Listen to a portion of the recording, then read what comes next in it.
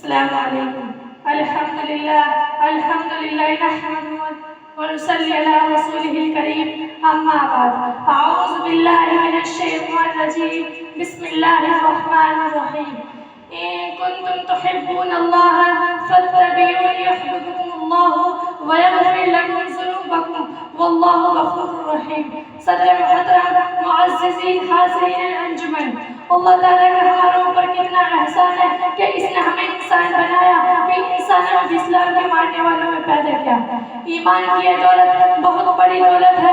یہ دولت ہمارے ہاتھوں بڑی مشکل سے آئی ہے.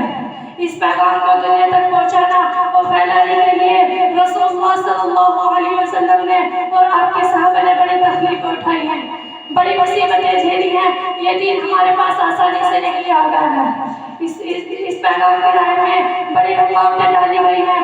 رسول خدا اور صحابہ کرام اور بزرگان دین کے لگاتار جد و جہد ان تک کوشش سے یہ دین ہم تک پہنچا ہے.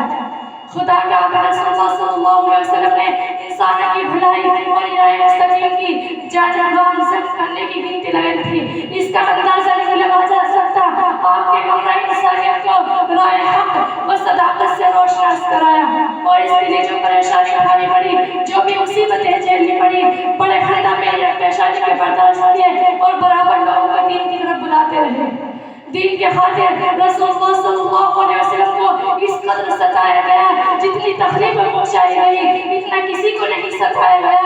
کسی کو مصیبت عالم دشوار مسئلہ گھاٹوں سے نہیں گزرنا پڑا، لیکن انسانیت سے محبت انسانوں کا در تھا کہ ساری تکلیفوں سے بے نیاز، مالی مشکلات سے بے پرواہ ہو کر آپ پیغام حق سناتے رہے. دیار عشق میں اپنا مقام پیدا کر، دیار عشق میں اپنا مقام پیدا کر، نیا زمانہ نئی صبح و شان پیدا کر.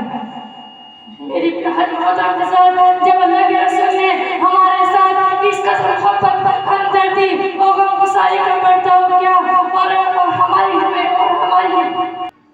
ہماری ہدایت اور رہنمائی کے لیے اتنی تکلیف اٹھائی، اب ہمارے نبی کریم صلی اللہ علیہ وسلم کے ساتھ کیا معاملہ ہونا چاہیے؟ کہ احسان مندی ایسا نازی کا تقاضا نہیں ہے کہ ہم اللہ کے رسول کی محبت سے خود کا کرم کے الگ نہ کریں.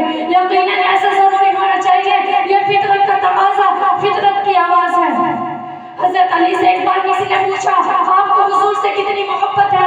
فرمایا، خدا پاک کی قسم، حضور آپ لوگوں کی نزدیک اپنی مالوں، اپنی اولادوں، اپنی ماں اور سخت پیاسی حالت میں ٹھنڈے پانی سے بھی زیادہ محبت ہے. حضرت انس سے روایت ہے کہ رسول اللہ صلی اللہ علیہ وسلم نے فرمایا، لا یؤمن احدکم حتی اکون احب من والدہ وولدہ والناس اجمعین. تم میں سے اس وقت مومن کامل نہیں ہو سکتا جب تک کہ میں اپنے بیٹے اور اپنے باپ اور بیٹے اور تمام لوگوں سے زیادہ محبوب نہ ہو جاؤں. عنوان کلام میں جو میں نے آیت پڑھی تھی، اس کا ترجمہ یہ ہے، آپ صلی اللہ علیہ وسلم سے کہہ دیجئے اگر تم خدا سے محبت رکھتے ہو تو میری اتباع کرو. خدا تعالیٰ تم سے محبت کرنے لگے گا اور تمہارے گناہوں کو معاف کر دے گا. اللہ بڑا معاف کرنے والا اور رحم کرنے والا ہے. خوف کہتا ہے کہ اشرف کی طرف تنہا نہ چل، خوف کہتا ہے کہ اشرف کی طرف تنہا نہ چل، شوق کہتا ہے کہ تو مسلم میں بے بغا نہ چل. میری پیاری بہنوں، ہم میں سے کون ہے جسے حضور سے محبت نہیں؟ سبھی محبت کے دعویدار ہیں، سبھی رسول خدا صلی اللہ علیہ وسلم سے والہانہ عشق لگاؤ رکھتے ہیں. یہ حقیقت ہے کہ مسلمانوں کو جتنے اپنے رسول سے محبت ہے وہ دنیا کی کسی قوم یا کسی ہادی اور رہنمائی کے لیے نہیں رہے، رہنمائی کے ساتھ نہیں رہتے. کہ مسلمانوں کی وہ خصوصیت ہے جس میں وہ ہمیشہ سے منفرد ہے، وہ آج بھی منفرد ہے.